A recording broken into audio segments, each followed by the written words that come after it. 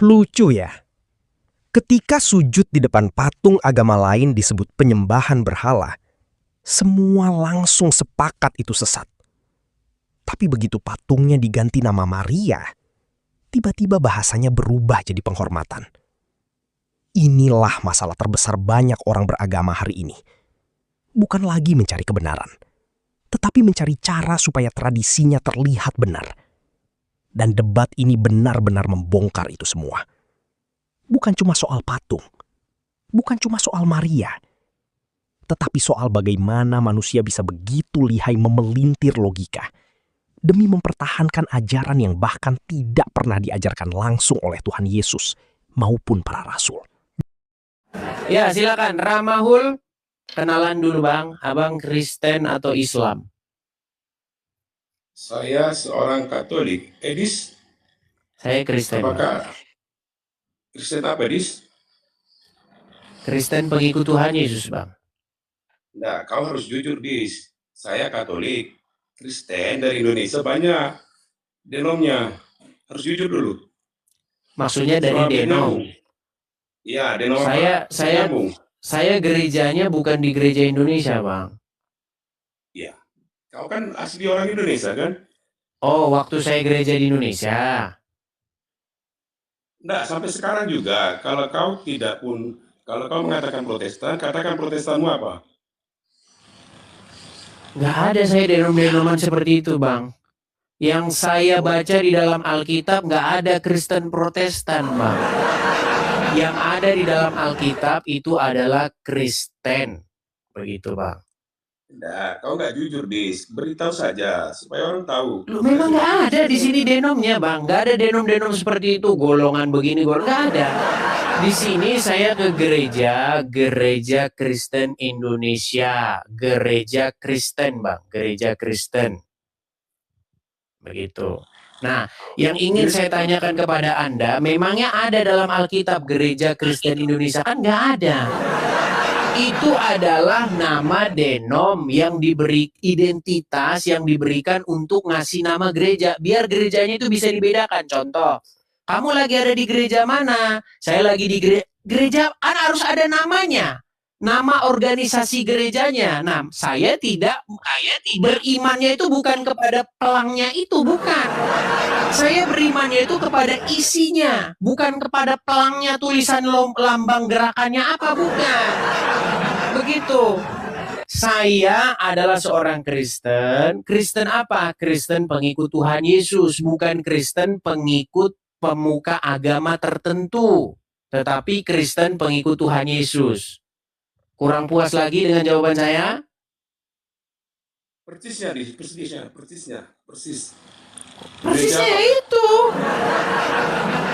Persisnya itu tadi. Gereja apakah? Pasti ada nama, kan? Ada nama gereja saya, Bang. Saya nggak usah sebutin nama gerejanya. Berarti kamu nggak jujur juga. Jadi... Bukan nggak jujur. Saya nggak mau membawa-bawa nama gereja saya. Karena itu nama gereja, bukan itu, Bang. Loh. Harus jujur lah, saya kan sudah katakan saya Katolik. Jelas, kan? Kamu juga. Oke, sekarang kita ke poinnya saja. Pertanyaan saya kepada Anda, dari 10 poin ini yang mana yang mau Anda utarakan bahwa statement itu sesat atau salah? Silakan.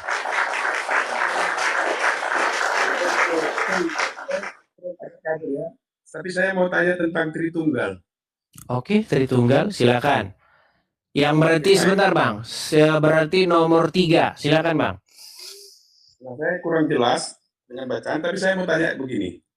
Edis mengakui Kak Yesus Kristus sebagai Allah 100% dan sebagai manusia. Ya. Edis akui itu? Ya. Nah, lalu berikutnya. Tapi 100%-nya dibuang dulu, Bang. Nggak ada begitu. Kalau 100%-nya Anda buang, itu lebih tepat sebenarnya. Maksudnya bagaimana?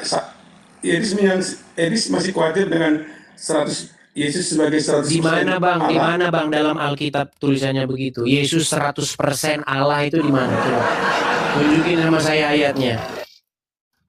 Atau oke baik, seutuhnya lah, seutuhnya manusia, seutuhnya Allah. Ya, seperti itulah. Tinggal bilang aja Yesus, saya percaya Yesus sebagai Tuhan dan sebagai Allah. Ya, saya percaya itu. Nah, lalu berikutnya ketika Edis mengakui hal tersebut, Yesus sebagai manusia, tentu kehadiran Yesus melalui rahim Bunda Maria. Kita sepakat ya? Dilahirkan. Ya, dilahirkan. Oke, betul. Edis meyakini bahwa Bunda Maria sebagai tabu perjanjian baru? Nggak ada, Bang, dalam Alkitab tulisannya begitu. Oh ya. Di mana, Bang, Lalu tulisannya? Maria ketahui sebagai apa? Maria adalah seseorang yang dipilih malaikat Gabriel untuk melahirkan Sang Mesias. Kalau kita bicara mengenai tabut perjanjian baru, lebih tepatnya adalah Yesus, Bang. Yesus sebagai tabut perjanjian baru. Seperti itu. Oh, itu yang Edis pahami ya? Ya, karena dikatakan dia Immanuel atau Allah beserta kita. Jadi tabut itu kan berbicara tentang Shekinah, Bang. Diamnya Tuhan di tengah-tengah orang Israel menyertai perjalanan mereka keluar dari Mesir. Anda tahu itu? Ya. Oke, nah sekarang di zaman perjanjian baru, siapa yang menjadi pengganti? Siapa yang menjadi lambang kehadiran Tuhan di tengah-tengah umat Israel? Apakah Maria atau Yesus? Lambang kehadiran Yesus. Bukan, Bang. Coba dijawab dulu dengan tepat ya, Bang ya. Begini. Kalau kita berbicara di dalam perjanjian lama, tabut Tuhan itu menjadi lambang kehadiran Tuhan di tengah-tengah umat Israel yang menyertai orang Israel berjalan. Kenapa ada tabut itu? Karena orang Israel pada waktu itu membuat patung lembu emas dan berkata, inilah Yahweh, inilah Tuhan yang membawa kita keluar dari Mesir. Marilah kita berjalan di belakang dia. Oke, akhirnya Tuhan marah. Dihancurkanlah patung itu, digerus dan dibuang ke sungai, disuruh diminum orang Israel. Nah, pada waktu tersebut akhirnya digantilah, dibuatlah tabut. Karena mereka ingin berjalan harus ada lambang kehadirannya. Oke? Setuju?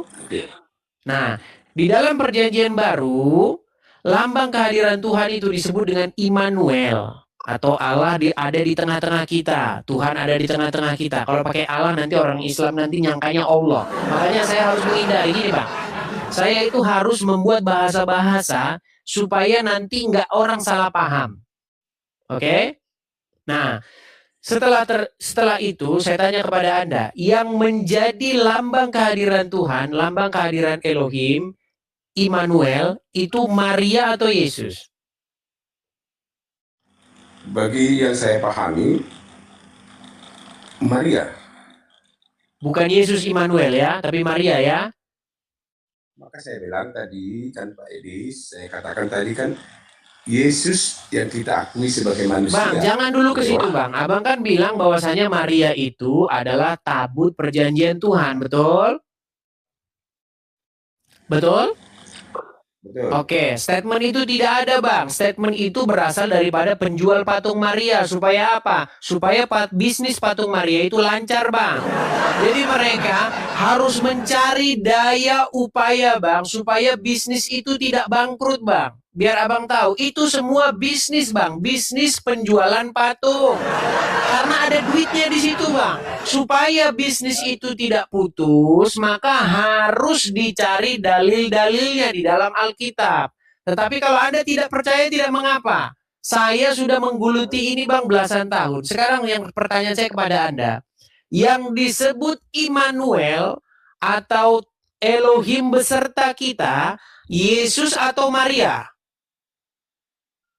Sesungguhnya Immanuel Yesus. Tadi abang bilang Maria, sekarang Yesus. Gimana? Sebagai tabu perjanjian baru kehadiran Yesus. Oke, di, Nah, itu. di mana dalam Alkitab bahwasanya Maria itu adalah tabut Tuhan? Baik, kita sedikit begini. Edis, saya lihat lebih cenderung kepada hal-hal yang alkitabiah. Ya iya, Ya, memang Alkitab. itulah yang saya perjuangkan, Bang. Baik. Saya selalu ingin mencoba semua saya kembalikan kepada Alkitab, Bang. Bukan tafsir orang-orang tertentu. Bukan pendeta A, pendeta B, pastor A, pastor B. Tetapi Alkitab yang kita pakai, firman Tuhan. Baik, Edis. Terus, Supaya sedikit lebih cerdas. Ya, Edis tahu tidak bahwa pengikut Yesus dahulu kala tidak berpegang pada Alkitabiah, tahu tidak? tidak berpegang kepada Alkitabiah. Maksudnya gimana? Nah, maksud saya ada terlebih dahulu tradisi. Oke. Nah, kita tahu bersama 440 tahun kemudian baru Alkitab ada yang menulis ya. Khusus perjanjian baru, Bang. Perjanjian baru memang dibukukan setelah peristiwa penyaliban. Nah, tetapi Tuhan Yesus dan para murid dan orang-orang Israel, mereka membaca yang kita sebut Tanakh, Torah, Nevi'im, Vegetuvim, yang kita sebut sebagai perjanjian lama. Pertanyaan Anda yang mana ini? Yang Alkitab, yang perjanjian lama atau perjanjian baru? Perjanjian baru. Oke, betul yang Anda katakan bahwa mereka tidak membaca kitab perjanjian baru. Pertanyaan selanjutnya? Nah, maka tentu para pengikut Yesus mengimani dari para rasul yang mengajari kan? Murid-murid Tuhan Yesus bukan mengimani karena mereka itu rasul sendiri, bukan kok jadi mereka maksud Anda yang mana ini? Pengikut Yesus. Maksudnya 12 murid. Pengikut Yesus. Umat pengikut Yesus. Iya, yang Anda maksud secara spesifik pengikut Tuhan Yesus di sana adalah murid-murid Tuhan Yesus sendiri atau siapa? Maksud saya kan banyak pengikut Yesus pada saat itu. Tentu patokannya kepada pengajaran-pengajaran para rasul kan? Oh, maksud Anda generasi setelah rasul? Ya lah, umat lah. Iya, umat ini kan banyak, Bang. Ada rentang generasi, Bang. 2000 tahun. Maka saya katakan pengikut Yesus lah kan. Kristen kan pengikut Yesus. Orang-orang Kristen. Oke, nggak apa-apa. Kita terusin aja bahasanya. Terus? Oke. Maka mereka kan belum tahu tentang Alkitab kan? Itu kita sepakat ya. Belum tahu tentang Alkitab. Perjanjian baru. Hidup Tidak membaca perjanjian baru karena perjanjian baru belum dibukukan. Iya. Oke, berarti yang Anda maksud adalah generasi setelah para rasul ya, terus. Nah, maka saya katakan begini. Katakanlah pengikut Yesus itu semua pasti mengikuti ajaran-ajaran para rasul. Betul. Kita sepakat. Terus? Nah, Edis paham tidak bahwa apa yang diikuti para pengikut Yesus dulu sesungguhnya semuanya tidak dibukukan dalam Alkitab di Perjanjian Baru. Betul. Lalu yang mau saya katakan bahwa kami di Katolik lebih kental kepada tradisi. Kami meyakini bahwa tradisi baik. Ada tradisi-tradisi itu semua. Baik. Oke, pertanyaan saya kalau begitu, tradisi untuk berdoa kepada patung, tradisi untuk ngomong sama patung, menyembah sujud kepada patung, berasal dari tradisi para rasul, itukah yang Anda ingin sampaikan kepada kami? Baik, sebagai yang saya pahami, kalau Edis mengatakan menyembah patung, kita tidak sepakat. Oke, kami baik. Atau saya tunjuk saja gambar. Menurut Anda, bahwa coba abang lihat gambar yang di layar, Bang. Oke. Baik. Menurut abang, apa yang ada di gambar ini berasal dari tradisi, betul? Enggak, kita lihat dulu spesifik gambar itu apa adanya. Itu, sudah kelihatan yang di gambar itu? Ya, ada orang menunduk, Sujud. ya. Menunduklah saya katakan dulu. Yang yang jelas Udah, menunduk. memang pokoknya bukan sujud itu, bukan sujud. Ya udah. Oke, menurut Anda yang seperti itu, sebentar, Bang. Menurut Anda yang seperti itu asalnya bukan dari Alkitab, tetapi dari tradisi, betul? Yes. Oke, tradisi dari para rasul atau tidak? Berkembang melalui bapak-bapak gereja. Bukan dari para rasul. Berkembang melalui para ajaran bapak-bapak gereja. Oke, baik, bukan dari para rasul. Terima kasih atas pengakuan Anda. Oke, saya mau tunjuk dulu sama Anda kalau begitu, Bang. Saya mau tunjuk dulu sama Anda bahwa itu bukan tradisi para rasul. Bapak gereja, mungkin bapak-bapak gereja Katolik Roma ya. Baik. Saya akan tunjukkan kepada Anda, misalnya ya Bang ya. Saya tunjuk dulu ya Bang ya.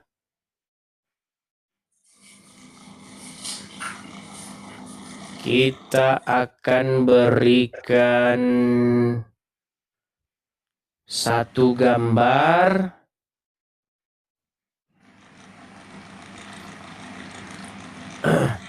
Nih Bang ya, saya balik dulu, sabar ya teman-teman ya. Oke. Menurut Anda Bang, menurut Anda, saya mau lihat dulu kepada Anda, perlihatkan.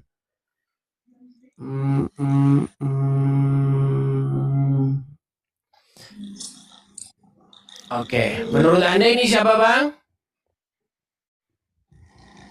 Maria, betul? Boleh lah, boleh. Maria ya? Ya. Oke, Maria, baik, betul. Maria, baik. Kita lihat ya Bang ya. Jadi inilah asal usul dari mana Abang bisa jadi seperti ini. Baik. Siapa ini Bang? Perhatikan. Ternyata Bang, ini bukan Maria ini Bang. Salah Bang. Kalau Anda katakan ini Maria. Baik, siapakah ini? Perhatikan Bang. Ini adalah arca Isis Romawi berbahan baku pualam hitam dan putih di masa hidup pujangga Apuleius. Nih Bang. Jadi Bang, orang-orang Roma itu memang udah kebiasaannya Bang. Mereka itu nyembah-nyembah patung dewa-dewi. Jadi jangan Abang bilang para rasul yang biasa menyembah-nyembah patung itu. Abang namanya memfitnah para rasul. Abang fitnah para rasul dengan mengatakan mereka menyembah-nyembah patung. Begitu Bang. Ini saja buktinya tadi Anda fitnah bahwa ini adalah patung Maria. Ya kan? Oke, berarti Anda sudah mengaku salah. Bang, apakah Anda berpikir bahwa saya ini benci dengan agama Kristen? Apakah Anda pikir bahwa saya yang sudah mengorbankan banyak hal itu benci dengan iman Kristen? Salah, Bang. Justru saya benci dengan orang-orang yang ingin menyesatkan orang-orang Kristen, yang ingin menyesatkan para pengikut Tuhan Yesus. Para pengikut Tuhan Yesus disesatkan dengan cara bagaimana? Ayo kita sembah patungnya Maria. Karena saya mengasihi Bang. Kalau saya nggak mengasihi, ngapain Bang? Biarin aja.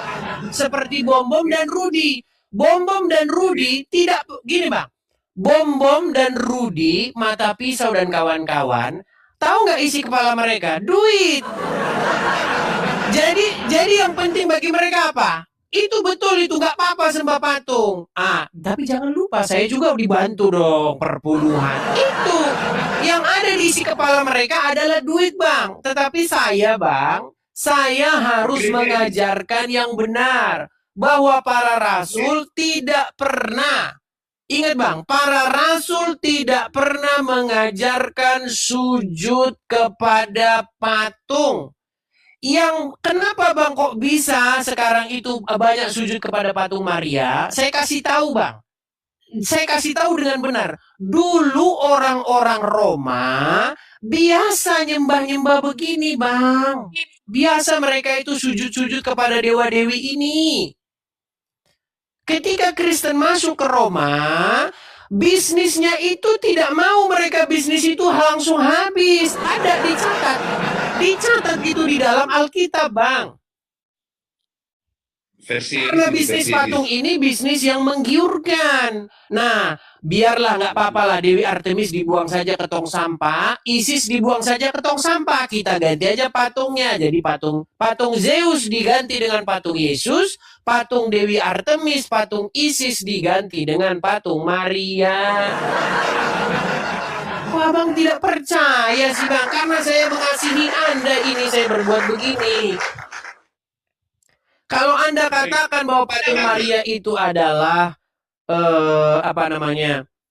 patung Maria itu adalah tabut perjanjian, tidak tepat, Bang. Kalau kita bicara tabut perjanjian, lebih tepat adalah Yesus Kristus Tuhan kita. Itu, Bang.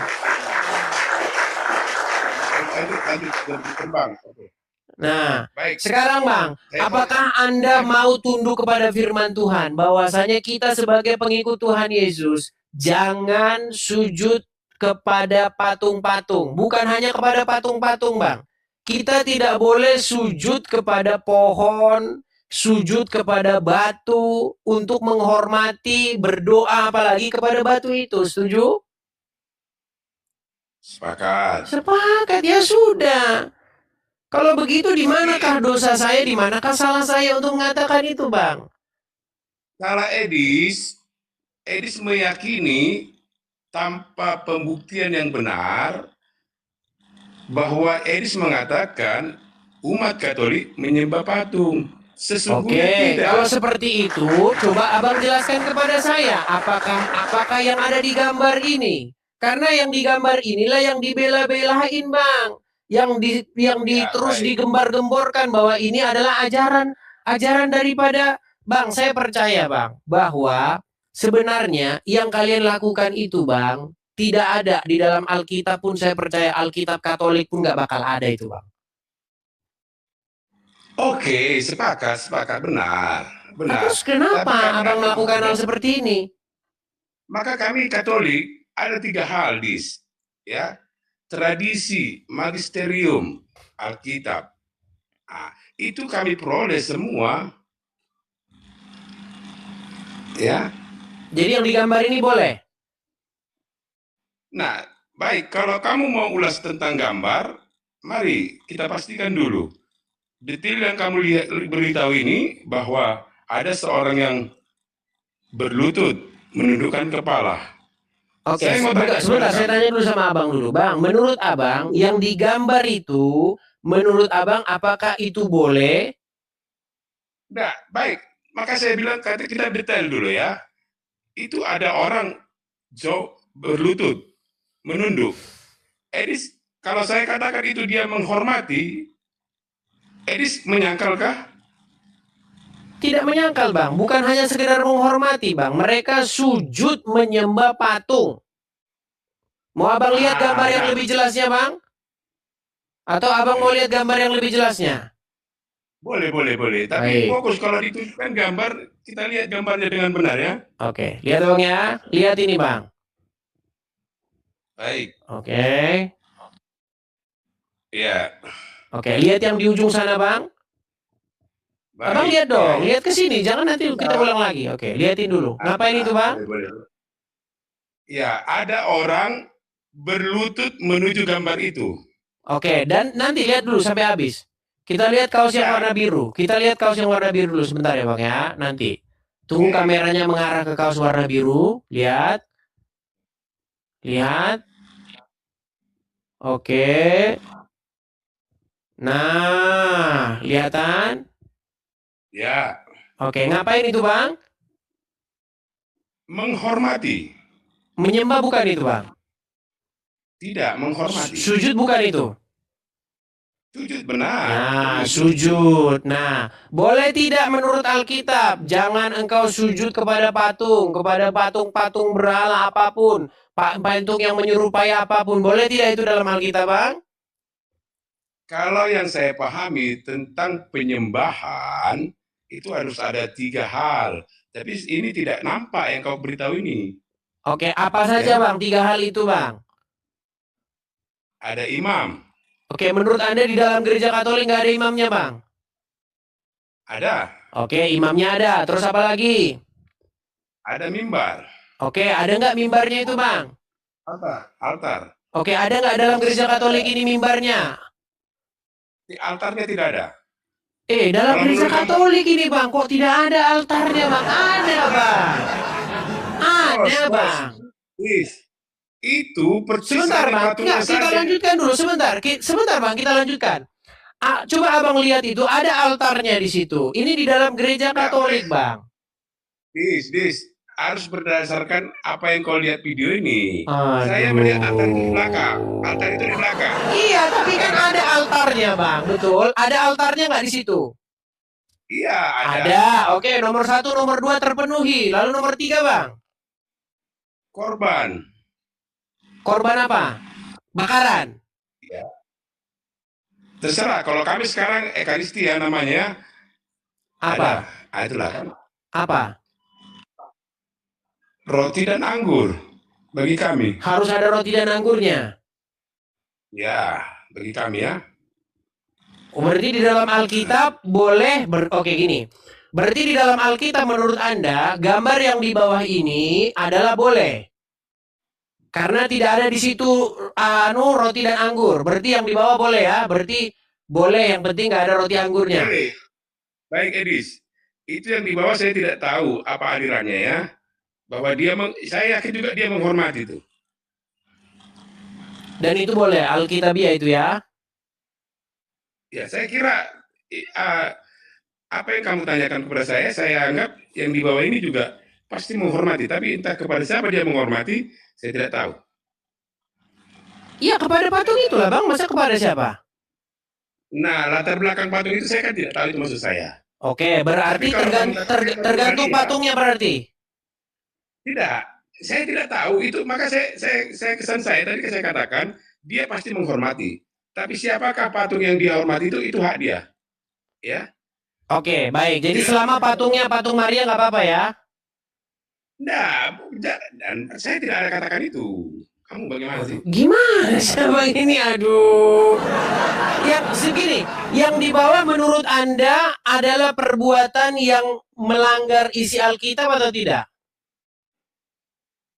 Sejauh yang saya lihat kamu tunjukkan ini menghormati. Saya anggap tidak. Bukan itu Bang yang ditanya Bang. Menurut Anda, yang di bawah itu adalah perbuatan yang melanggar isi Alkitab atau tidak? Tidak.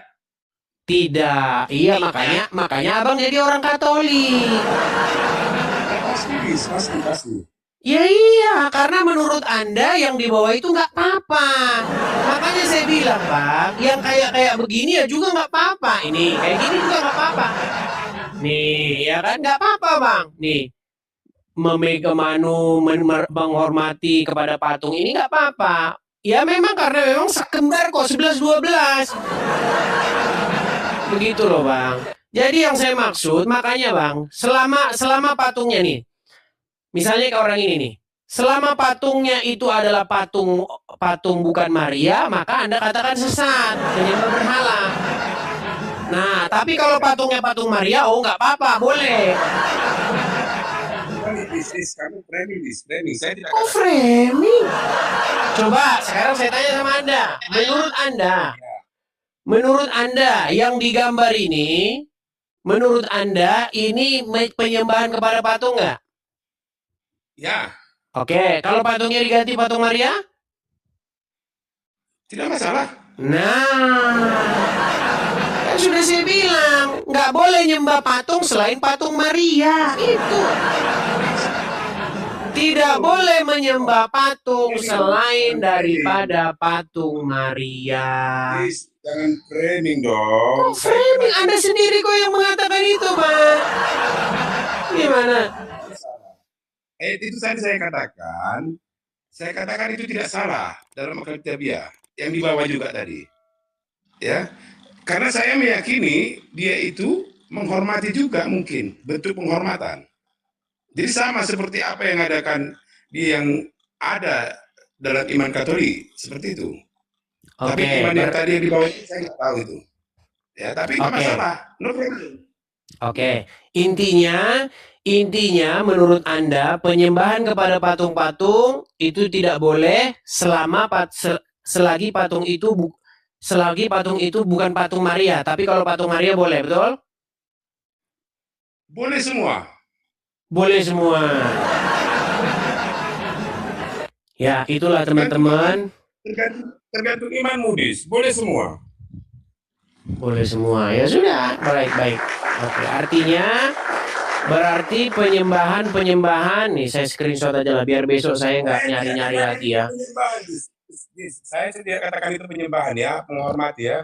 Oke, baik. Jadi ini teman-teman, makanya mereka ini teman-teman ya seperti waktu saya sering berdebat. Oh, udahlah kita kasih gambar yang bagus lah Bang, biar enak, biar Abang sadar. Nanti kalau nggak bagus gambarnya Abang nggak sadar. Bang, yang digambar ini apa ini nih Bang? Bukan menyembah ya? Mungkin kalau saya katakan menghormati mereka dengan entah apapun yang mau dia hormati itu mungkin dia hormati lah. Nggak apa-apa ini dalam Alkitab, perbuatan yang terpuji ini nggak apa-apa dalam Alkitab ya? Tanyalah sama dia itu yang ada gambar itu bos, jangan tanya aku. Bukan, menurut Alkitab nggak apa-apa. Tidak apa-apa.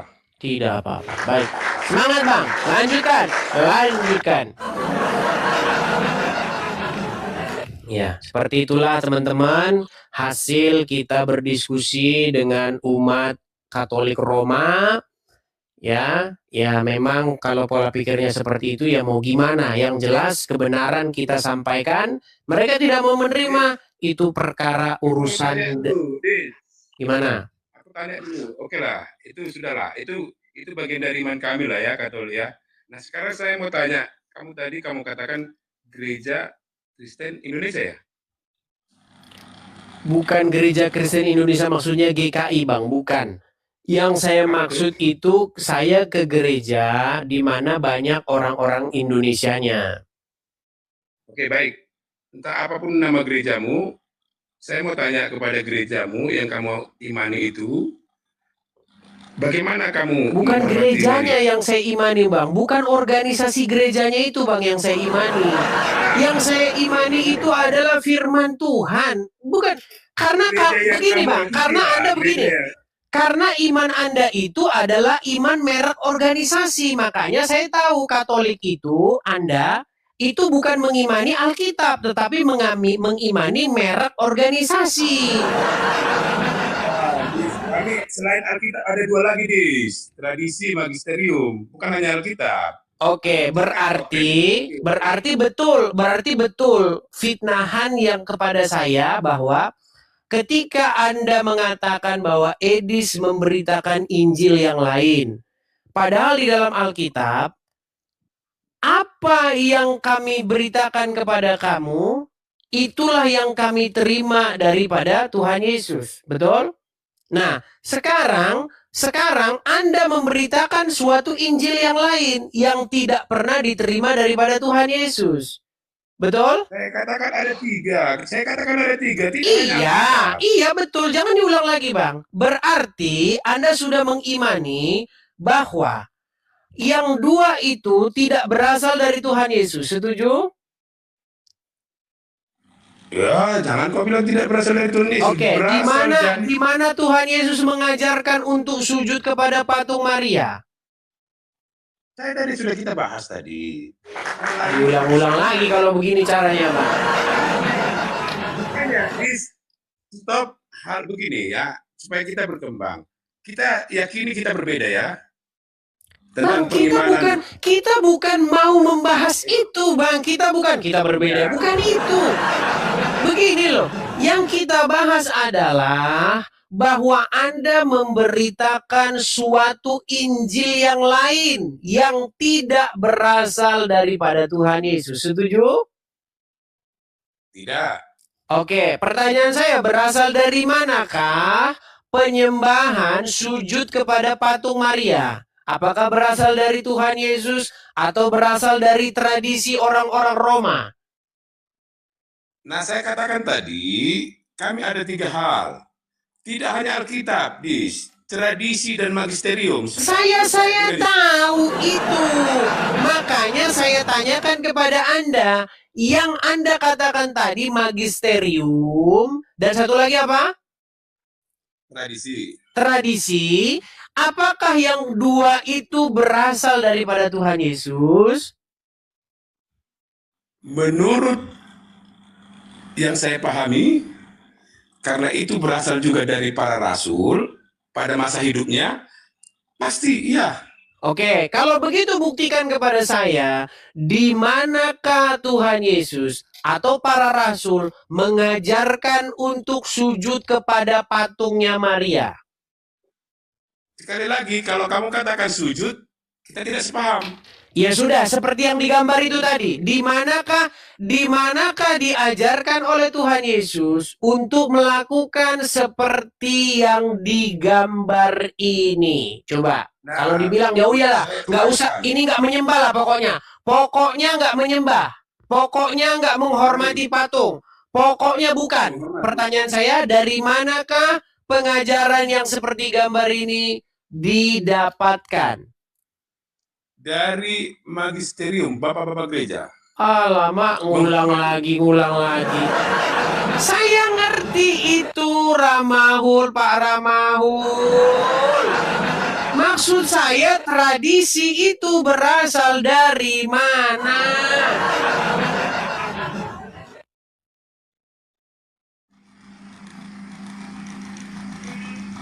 Edis, semua ini bagian dari penghormatan. Ditanya berasal dari mana? Dari para rasul. Rasul siapa? Dari magisterium. Magisterium dari mana? Dari rasul.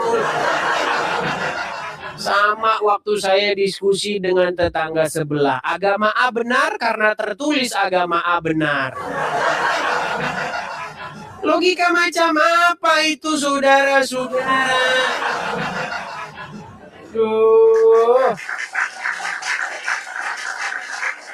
Heran dengan orang-orang ini. Ditanya tradisi dari mana? Teman-teman sekalian, bukankah oleh karena pemberitaan-pemberitaan yang demikian, nama Tuhan itu dihujat? Ya. Hujat nama Tuhan, katanya. Tuhan katanya yang nyuruh nyembah patung. Heran saya. Dari awal sebenarnya sudah terlihat arah permainan lawannya Edis TV. Bukannya langsung masuk ke inti pembahasan, dia malah sibuk menanyakan denominasi Edis TV. Kristen apa? Denomnya apa? Harus jujur. Seolah-olah kebenaran firman Tuhan ditentukan oleh papan nama organisasi gereja. Padahal Edis TV dengan tepat langsung mengembalikan fokus kepada inti yang sebenarnya. Dia bilang bahwa di dalam Alkitab tidak ada Protestan, tidak ada Katolik Roma, tidak ada Pentakosta, tidak ada karismatik, yang ada hanyalah pengikut Kristus. Tamparannya keras sekali, karena memang banyak orang hari ini lebih fanatik terhadap label kelompok dibanding isi ajarannya sendiri. Ketika Edis TV mengatakan dirinya adalah pengikut Tuhan Yesus, lawannya malah menuduh tidak jujur, hanya karena tidak mau membawa-bawa nama gereja. Di situ kelihatan sekali bagaimana sebagian orang sudah terlalu melekat pada identitas organisasi sampai lupa bahwa yang seharusnya diuji adalah isi pengajaran, bukan merek gerejanya. Lalu masuklah pembahasan tentang Maria sebagai tabut perjanjian baru. Dan disinilah Edis TV mulai benar-benar membedah logika lawannya. Berkali-kali Edis TV cuma meminta satu hal sederhana. Mana ayatnya? Bukan tafsir, bukan simbolisme, bukan filsafat gereja, bukan tradisi turun-temurun, tetapi ayat yang jelas, dan lawannya tidak mampu memberikannya. Yang keluar justru muter ke tradisi gereja, bapak-bapak gereja, simbol, dan pemahaman. Itu artinya fondasi ajarannya memang tidak berdiri di atas teks Alkitab yang jelas, tetapi berdiri di atas interpretasi manusia yang berkembang ratusan tahun kemudian. Dan Edistivi sangat sadar akan itu, makanya dia terus memaksa diskusi kembali kepada firman Tuhan. Karena kalau iman sudah dibangun di atas tafsir manusia, maka apa saja akhirnya bisa dibenarkan. Hari ini patung dibenarkan, besok ritual dibenarkan, lusa semua tradisi bisa dianggap suci hanya karena diwariskan turun-temurun. Yang paling telak adalah ketika Edistivi membongkar permainan kata-kata soal menyembah dan menghormati. Lawannya terus berkata, kami tidak menyembah patung, tetapi ketika diperlihatkan orang berlutut, sujud, berdoa, dan menundukkan diri di depan patung, tiba-tiba istilahnya berubah jadi menghormati. Nah, disinilah logika mereka mulai runtuh. Karena kalau tindakan yang sama dilakukan di depan patung agama lain, mereka sendiri akan langsung menyebutnya penyembahan berhala. Artinya masalahnya bukan pada tindakan sujudnya, tetapi pada siapa objek patungnya, dan itu standar ganda. Edistivi lalu dengan cerdas memancing lawannya pelan-pelan. Dia menunjukkan gambar orang sujud kepada patung. Lawannya bilang itu penyembahan, tetapi ketika Edistivi bertanya, kalau patungnya diganti Maria, jawaban lawannya berubah total, tidak masalah. Dan disitulah semuanya selesai. Maskernya jatuh. Yang sebelumnya dibela mati-matian ternyata akhirnya diakui juga bahwa selama patungnya Maria, maka tindakan itu dianggap boleh. Padahal Alkitab tidak pernah memberi pengecualian seperti itu. Tidak ada ayat yang berkata jangan sujud kepada patung, kecuali patung tokoh rohani tertentu. Tidak ada. Tetapi demi mempertahankan tradisi, definisi penyembahan akhirnya dipelintir habis-habisan. Lalu Edistivi masuk lebih dalam lagi ke akar sejarahnya. Dia mengangkat fakta bahwa budaya Romawi kuno memang penuh dengan tradisi penyembahan dewi dan arca-arca religius. Orang Romawi memang terbiasa hidup dengan simbol-simbol dan penghormatan kepada patung. Ketika kekristenan masuk ke Roma, pola budaya itu ternyata tidak benar-benar hilang. Nama dewanya berubah, patungnya berubah, tetapi pola penghormatannya tetap dipertahankan. Dan inilah yang membuat lawannya mulai tidak nyaman, karena semakin dibahas, semakin terlihat bahwa praktik modern itu jauh lebih dekat kepada budaya Romawi daripada kepada ajaran para rasul Yahudi mula-mula. Padahal para rasul adalah orang Yahudi yang sangat keras terhadap penyembahan patung. Mereka hidup dengan hukum Taurat yang jelas, melarang sujud kepada patung dan gambar untuk tujuan religius. Tetapi ironisnya, sekarang justru muncul sistem yang sibuk mencari pembenaran teologis untuk tindakan yang secara fisik tetap sama, berlutut, sujud, berdoa di depan patung. Dan ketika itu dipertanyakan, jawabannya selalu sama, itu bukan menyembah. Padahal yang berubah cuma istilahnya, bukan praktiknya. Yang paling membongkar semuanya adalah ketika lawannya akhirnya mengakui bahwa mereka punya 3 dasar, tradisi, magisterium, dan Alkitab. Nah, disitulah akar masalahnya terlihat jelas, karena bagi Edistivi, otoritas tertinggi adalah firman Tuhan, tetapi bagi lawannya, tradisi juga memiliki otoritas yang sama kuat. Dan ketika tradisi mulai disejajarkan dengan firman Tuhan, manusia akhirnya bisa membenarkan apa saja. Padahal Yesus sendiri berkali-kali memerhatikan tentang tradisi manusia yang membatalkan firman Tuhan, tetapi sekarang justru tradisi dipakai untuk membela praktik yang bahkan tidak pernah diajarkan langsung oleh Yesus maupun para rasul. Dan yang paling ironis, lawannya sendiri akhirnya terjebak oleh ucapannya. Awalnya berkata bahwa sujud kepada patung itu salah, tetapi ketika diarahkan pelan-pelan oleh Edistivi, akhirnya keluar juga pengakuan bahwa bolah semua. Di situ terlihat bahwa batas antara penghormatan dan penyembahan sebenarnya sudah kabur bahkan di dalam logika mereka sendiri. Inilah bahayanya ketika manusia terlalu lama hidup dalam tradisi, yang salah terasa biasa, yang biasa akhirnya dianggap benar, dan ketika ada orang mengingatkan kembali kepada firman Tuhan, malah dianggap menyerang iman. Padahal Edistivi berkali-kali mengatakan bahwa dia melakukan ini karena peduli, karena kalau tidak peduli, dia tinggal diam saja. Tetapi dia memilih bicara keras, karena dia percaya bahwa para rasul tidak pernah mengajarkan sujud kepada patung. Dan memang faktanya begitu. Tidak ada satu ayat pun yang menunjukkan Petrus berdoa di depan patung Maria. Tidak ada Paulus mengajarkan devosi kepada arca. Tidak ada Yesus memerintahkan penghormatan religius kepada patung. Jadi masalah terbesar dalam dunia agama hari ini bukan ketika orang tidak percaya Tuhan. Masalah terbesarnya adalah ketika manusia mulai lebih membela tradisi daripada membela kebenaran. Ketika praktik diuji dengan firman Tuhan, jawabannya kabur. Ketika ditanya ayatnya, larinya ke tradisi. Ketika diperlihatkan sujud kepada patung, istilahnya diganti jadi penghormatan. Padahal kebenaran tidak pernah butuh dipelintir untuk terlihat benar. Yang benar akan tetap benar, meskipun diuji. Dan mungkin itu sebabnya banyak orang tidak nyaman dengan Edis TV, karena kadang yang paling menyakitkan bukan saat kita diserang, tapi saat kebiasaan yang kita bela bertahun-tahun ternyata tidak pernah benar-benar berasal dari Tuhan.